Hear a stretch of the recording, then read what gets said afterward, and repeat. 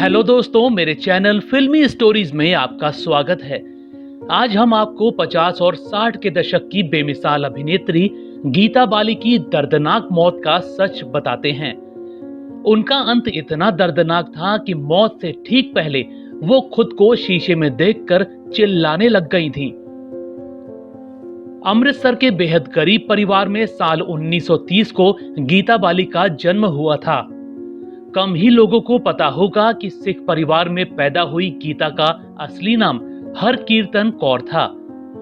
पिता मास्टर थे और मां भाई और बहन के साथ वो रहा करती थीं। बचपन से ही गीता बाली ने बहुत कष्ट झेला। पिता को अचानक चेचक यानी स्मॉल पॉक्स की बीमारी ने घेर लिया। चेचक उनकी आंखों में भी निकल आए और बीमारी ने उनको अंधा कर दिया। वहीं मां, भाई और बहन को बहरेपन की बीमारी थी। इसी वजह से पूरे घर की जिम्मेदारी नन्ही गीता पर ही आ पड़ी। सिर्फ 12 साल में ही उन्होंने बाल कलाकार की हैसियत से फिल्मों में छोटे मोटे रोल करने शुरू कर दिए। जब वो 16 साल की हुई तो उनकी खूबसूरती ने फिल्मों में हीरोइन का रोल भी दिलवा दिया। साल 1949 में एक फिल्म आई दुलारी।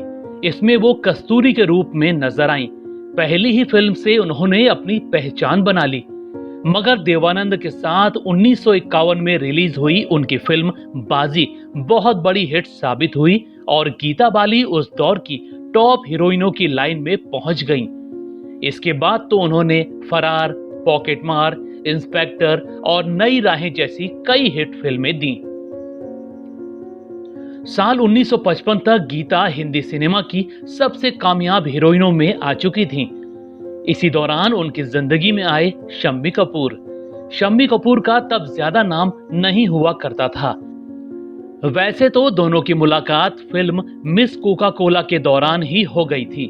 पहली ही नजर में शम्मी गीता को अपना दिल दे बैठे थे, मगर वो अपनी मोहब्बत जाहिर नहीं कर पा रहे थे।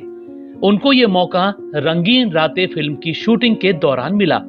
दोनों शूटिंग के लिए रानीखेत में रुके हुए थे।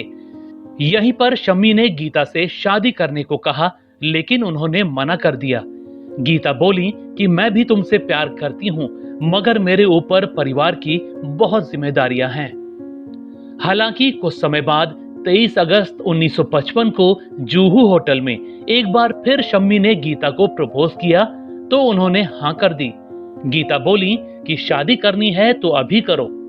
वो सलवार कमीज में थी और शम्मी कुर्ते पजामे में। शम्मी ने फौरन ही अपने दोस्त जॉनी वॉकर को फोन किया, जो हफ्ते भर पहले ही खुद अपनी प्रेमिका नूर से भागकर शादी करके आए थे। जॉनी वॉकर ने फौरन ही पंडित का इंतजाम करवाया और दोनों ने मंदिर में शादी कर ली। आपको जानकर हैरानी होगी कि शम्मी ने गीता की लिपस्टिक से ही उनकी मांग भरी थी। दोनों के 2 बच्चे हुए, बेटा आदित्य राज कपूर और बेटी कंचन। दोस्तों, सब कुछ सही चल रहा था, मगर अचानक गीता बाली की जिंदगी पलट गई। साल 1965 की बात है। गीता एक पंजाबी फिल्म की शूटिंग कर रही थी। इसी दौरान उनके हाथ में एक दाना निकला। उन्होंने ध्यान नहीं दिया, मगर कुछ घंटों बाद दाने बढ़ने लगे। सुबह जब वो सोकर उठी तो पूरे शरीर में बड़े बड़े दाने निकल आए थे। दिन बीतने के साथ ही दाने बढ़ते जा रहे थे और गीता तेज बुखार में तड़पने लगी। डॉक्टर ने चेक किया तो पता लगा कि उनको भी वही बीमारी हो गई थी जिसने उनके पिता को अंधा बना दिया था, यानी चेचक। मगर गीता की हालत दिन ब दिन बिगड़ती जा रही थी।